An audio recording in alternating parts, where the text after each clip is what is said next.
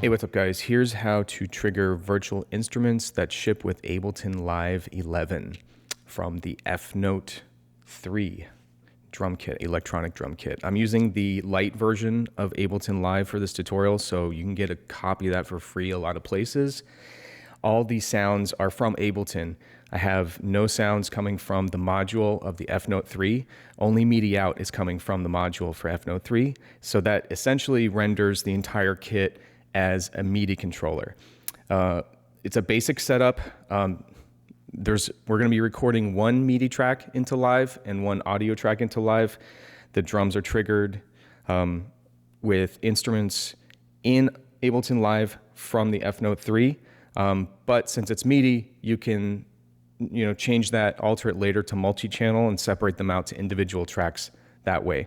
All right, the last part of this video explains the setup used for this recording, all the cables and hardware. So skip to that part of the video if you want to see that now, all the cable and hardware routing. All right, let's get to it. Now we're gonna look at the Ableton project setup. So what I did is I just went to a brand new template, default, and I started recording on one of these default audio tracks. That's what you're seeing on the screen right now. So what we're gonna do is first get the virtual instrument that we want to play into its own track. So I'm going to go to drums, and I'm just going to pick, let's just try this one.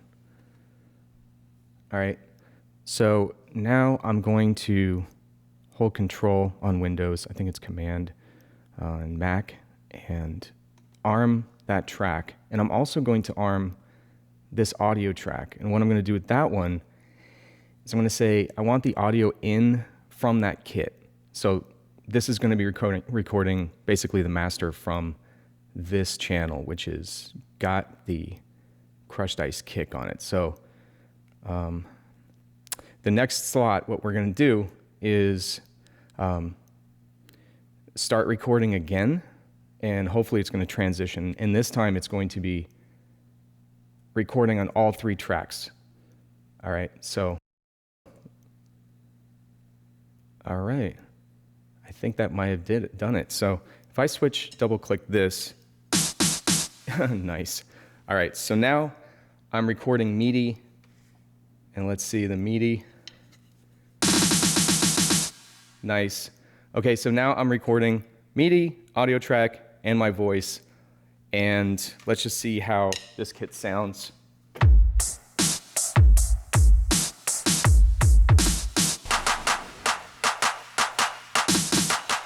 Right, I'm not a drummer, but you get the idea. I mean, even the rims, it's so awesome because the rims are different notes, right? It's super cool, and when you want to, change the kit, all you have to do is double click on one of these. Now we're gonna look how we got the EFNOTE to play this kit. All right, so let's head over there. All right, so now we're going to look at the module of the EFNOTE 3 and where the heck do you change the Midi notes for, all the instruments, right? So what if I wanted my snare to be a laser, or actually, like, I think this tom isn't, that tom's a laser, right? So what if I wanted to make that a maraca or something? So it's actually really easy. I was surprised how easy it is. You go to Kit Edit, you stay in Instrument, you go to Menu, and you go to Zone Edit, and then Midi again. And now every time you hit, let me just get rid of one of these. Every time you hit a different note on the EFNOTE, it'll change to that one, right? So if I wanted to change that sound, I would just change the Midi notes from 48 to 47, right? And now I got a different sound. And that's all there is to it. There's a lot, right, of notes on here. The cymbals are 3 zones, so each cymbal can be 3 different potential sounds, right, samples. So that's pretty much it.